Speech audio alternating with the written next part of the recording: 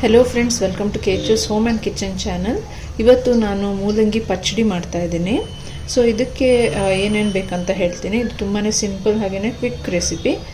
ಮೊದಲಿಗೆ ನಾನು ಮೂಲಂಗಿನ ತುರಿದು ಇಟ್ಕೊಂಡಿದ್ದೀನಿ. 3 ಎಳೆ ಮೂಲಂಗಿನ ಹೀಗೆ ತುರಿದಿಟ್ಕೊಂಡಿದ್ದೀನಿ. ಇದಾದಮೇಲೆ ಸ್ವಲ್ಪ ರುಬ್ಕೊಳ್ಳೋದಿದೆ. ಫಸ್ಟು ಕೊತ್ತಂಬರಿ ಸೊಪ್ಪು ಸ್ವಲ್ಪ ಹಾಕ್ಕೊಳ್ತೀನಿ, ಒಂದಿಷ್ಟು. 2 ಹಸಿಮೆಣಸಿನ್ಕಾಯಿ ಖಾರಕ್ಕೆ, 1 ಟೀ ಸ್ಪೂನ್ ಅಷ್ಟು ಜೀರಿಗೆ, ಸ್ವಲ್ಪ ಶುಂಠಿ ಹಾಗೆಯೇ ಬೆಳ್ಳುಳ್ಳಿ, ಒಂದು 3 ಎಸಳು ಬೆಳ್ಳುಳ್ಳಿ ಹಾಗೆಯೇ ಒಂದು 1/4 ಇಂಚು ಶುಂಠಿ. ಇದನ್ನ ಈಗ ರುಬ್ಕೊಳ್ಳೋಣ. ತೀರಾ ನುಣ್ಣಗೆ ಬೇಡ, ಹಾಗೆಯೇ ಸ್ವಲ್ಪ ರುಬ್ಕೊಂಡ್ರೆ ಸಾಕು. ನೋಡಿ, ಈ ಥರ ರುಬ್ಕೊಂಡಿದ್ದೀನಿ. ಈಗ ಒಗ್ಗರಣೆ ಹಾಕ್ಕೊಳ್ಳೋಣ. ಇದಕ್ಕೆ ಇವಾಗ ಎಣ್ಣೆ ಹಾಕ್ಕೊಳ್ತೀನಿ. ಬಿಸಿಯಾಗಿದೆ. ಇವಾಗ ಇದಕ್ಕೆ ಸ್ವಲ್ಪ ಜೀರಿಗೆ, 2 ಒಣಮೆಣಸಿನ್ಕಾಯಿ, ಸ್ವಲ್ಪ ಕರಿಬೇವು, ಈರುಳ್ಳಿ, ಒಂದು ಸಣ್ಣ ಸೈಜ್ ಈರುಳ್ಳಿನ ಹೆಚ್ಚಿಟ್ಕೊಂಡು ಹಾಕ್ತಾ ಇದ್ದೀನಿ.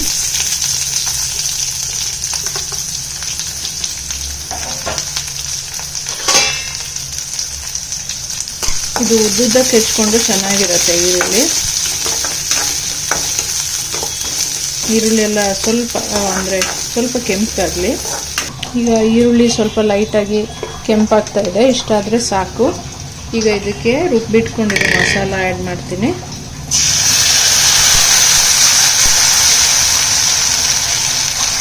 ಈಗ ಇದು ಸ್ವಲ್ಪ ಹಸಿ ಸ್ಮೆಲ್ ಹೋಗಲಿ. ಸ್ವಲ್ಪ 1-2 ನಿಮಿಷ ಫ್ರೈ ಮಾಡಿಬಿಡ್ತೀನಿ.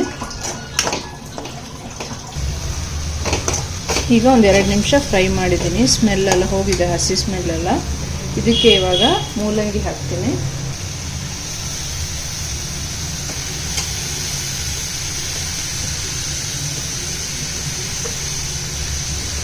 ಈಗ ಮೂಲಂಗಿನ ಏನು ಬೇಯಿಸಲ್ಲ, ಇದು ಹಸಿಯಾಗಿಯೇ ಇರುತ್ತೆ. ಇದೇ ಬಿಸಿಲಿ ಆಫ್ ಮಾಡ್ಕೊತೀನಿ. ಇವಾಗ ಮೂಲಂಗಿ ಇದೇ ಬಿಸಿಲಿ ಸ್ವಲ್ಪ ಹಾಗೆ ಬೇಯ್ಕೊಳ್ಳುತ್ತೆ ಅಷ್ಟೇ. ಹಸಿ ಮೂಲಂಗಿ ಕೂಡ ತಿನ್ನೋಕ್ಕೆ ಚೆನ್ನಾಗಿರುತ್ತೆ. ಇದನ್ನು ಹಾಗೆ ಮಾಡ್ಕೊಳ್ಳೋದು, ಬೇಯಿಸಲ್ಲ ಮೂಲಂಗಿನ.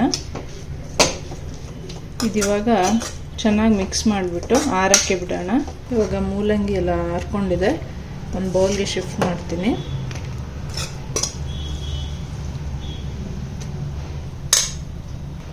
ಈಗ ಇದಕ್ಕೆ ಮೊಸರು ಹಾಕ್ಕೋಬೇಕು.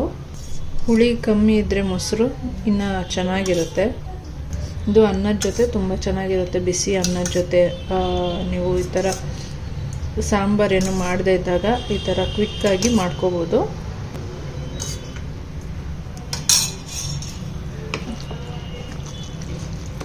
ಇದಕ್ಕೆ ಇವಾಗ ಉಪ್ಪು ಸೇರಿಸ್ತೀನಿ.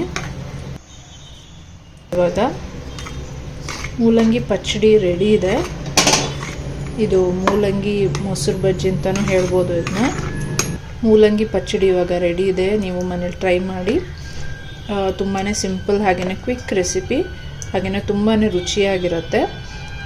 ನಿಮಗೆ ವಿಡಿಯೋ ಇಷ್ಟ ಆಗಿದ್ದರೆ ಲೈಕ್ ಮಾಡಿ, ಶೇರ್ ಮಾಡಿ, ಚಾನಲ್ನ ಸಬ್ಸ್ಕ್ರೈಬ್ ಮಾಡಿ. ಮತ್ತೆ ನೆಕ್ಸ್ಟ್ ವಿಡಿಯೋದಲ್ಲಿ ಸಿಗ್ತೀನಿ. ಅಲ್ಲಿವರೆಗೂ ಬಾಯ್.